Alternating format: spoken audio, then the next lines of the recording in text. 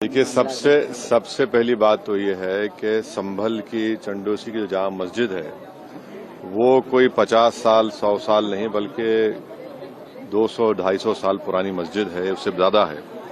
वहां पर कोर्ट की तरफ से बगैर मस्जिद के जिम्मेदारों को कमेटी को सुने उन्होंने एक एक्स पार्टी ऑर्डर पास कर दिया, वो गलत है। दूसरा ये है कि एक बार तो आपने गलत ऑर्डर दिया, सर्वे हो गया। दूसरा सर्वे जब किया आपने किसी को इत्तला नहीं दी। तीसरी बात यह है कि पुलिस का ये काम था कि मस्जिद कमेटी को कॉन्फिडेंस में लेते या वहां की पीस कमेटी को। चौथी बात यह है कि जो सर्वे करने लोग आ रहे हैं वो प्रोवोकेटिव स्लोगन्स लगा कर आ रहे हैं, वो वीडियो उसका है, पब्लिक डोमेन में है। और उसके बाद जो वहां पर वायलेंस हुआ जिसमें 3 मुसलमानों को गोली लगी, उनकी मौत हुई, हम इसका कंडेम करते हैं। ये फायरिंग नहीं बल्कि मर्डर है। और जब से बाबरी मस्जिद राम मंदिर का जजमेंट आया, जिस बात को मैं पर्टिकुलरली कह रहा हूं कि उस जजमेंट के बाद ये सब चीजें खुलेंगी और एक के बाद एक खुल रही हैं। एएसआई प्रोटेक्टेड मॉन्यूमेंट सब बातें कर रहे हैं, क्या एएसआई के कानून में नहीं है कि आप उसका रिलीजियस नेचर चेंज नहीं, कैरेक्टर चेंज नहीं कर सकते? किस बुनियाद पे कर रहे हैं ये?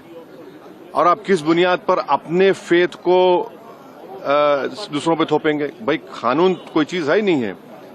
जिस दिन कोर्ट में सुनवाई होती है उसी दिन ऑर्डर हो जाता है, उस दिन सर्वे भी हो जाता है। ये तो 1948 में ऐसे ही हुआ था बाबरी मस्जिद में। तो ये जो फायरिंग हुई है ये फायरिंग नहीं है, मर्डर है। और जो भी ऑफिसर्स इन्वॉल्व है उनको सस्पेंड करना चाहिए और एक सिटिंग हाईकोर्ट जज से उसकी इंक्वायरी होनी चाहिए। ये सरासर गलत है, जुल्म हो रहा है वहां पर तो संभल में। सांसद के एफआईआर दर्ज कर दिया गया। आप जिस पे चाहे कर लीजिए भाई, जिस पे भी चाहे कर लीजिए। जज आप, जूरी आप, सब आप, तो बचेगा क्या फिर? अब सर, जेपीसी में आप लोगों ने समय मांगा है, क्या कहेंगे? जी, जैसा अभी आपने हमारे डेलीगेशन तरफ से बोला गया है, मैं उसको रिपीट करना नहीं चाहता। मगर स्पीकर साहब ने बड़ी इत्मीनान से हमारी पूरी जितने मेंबर्स 11 नॉन बीजेपी एमपीज गए थे उनकी बात को सुना। वो बोले कि इसके ऊपर कंसिडर करेंगे और हमको उम्मीद है कि ऑनरेबल स्पीकर साहब इसका टेन्योर बढ़ाएंगे। क्योंकि आप देखिए, बंगाल नहीं गई कमेटी, बिहार हम लोग नहीं गए, उत्तर प्रदेश में शिया वक्फ की प्रॉपर्टीज को हमने नहीं देखा। तो ऐसे कई, दिल्ली के मंत्री को बुलाना है, ऐसे कई स्टेट्स है जहां पर कमेटी को जाना चाहिए। वो स्टेक होल्डर्स हैं, उनकी बात को सुनना बहुत जरूरी है।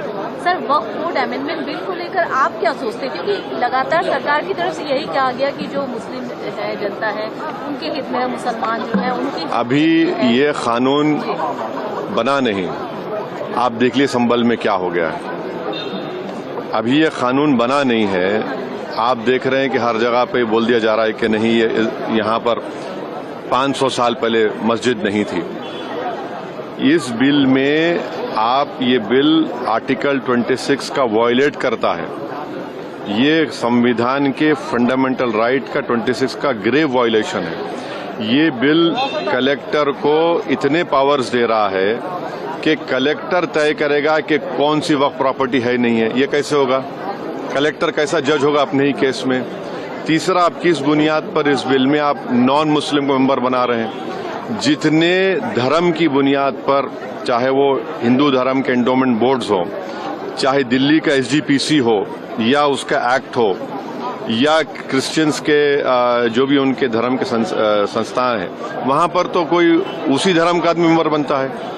आप तो कंपलसरी स्टेट वक्फ बोर्ड में जहां पर 11 मुसलमान बनते थे, वहां पर आप मेजॉरिटी नॉन मुस्लिम बनाना चाह रहे हैं। सेंट्रल वक्फ काउंसिल में मेजॉरिटी ऑफ नॉन मुस्लिम बनाना चाह रहे हैं। क्यों करना चाह रहे हैं आप? ये क्या मकसद है आपका?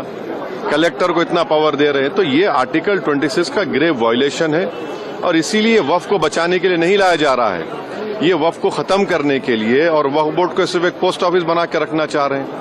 तो जो वक्फ की प्रॉपर्टी है वो गवर्नमेंट की दी भी नहीं है, इसको मुसलमानों की गाड़े खून की कमाई है, तो आप उसको छीनना चाह रहे हैं। और उतना ही मकसद है सरकार का। आप देख रहे हैं संभल में क्या हो रहा है, ऐसे ही और वाकयात होते रहेंगे।